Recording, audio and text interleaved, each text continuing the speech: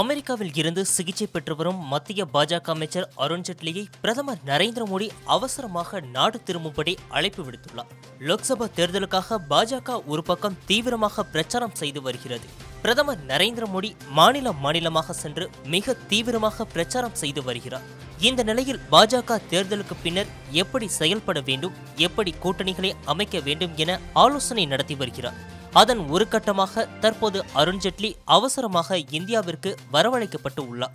தேர்தல் பிரச்சாரம் நடைபெற்று வரும் இந்த நேரத்தில் பாஜகவைச் சேர்ந்த மத்திய அமைச்சர் அருண் ஜேட்லி அமெரிக்கா சென்றுள்ளார்.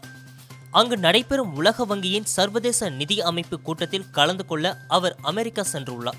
அதேபோல தனக்கு உடல்நிலை சரியில்லாததால் அதற்கு சிகிச்சையும் அமெரிக்காவில் பெற்று வருகிறார்.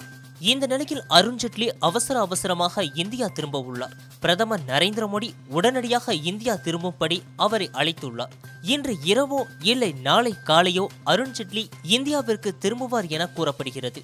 உலக வங்கியின் சர்வதேச நிதி அமைப்பு கூட்டத்தில் அவர் கலந்து கொள்ள மாட்டார் என்றும் கூறுகிறார்கள்.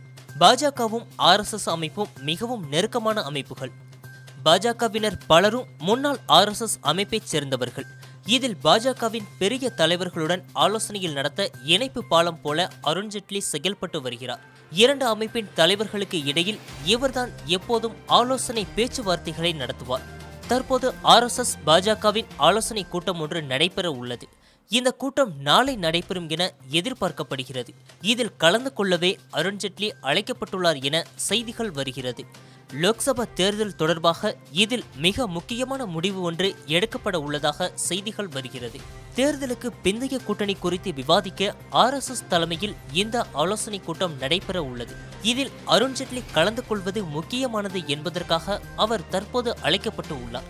இந்த ஆலோசனைக்கு பின்பே பாஜகவின் அடுத்த கட்ட அரசியல் நகர்வு இருக்கும் என கூறுகிறார்கள்.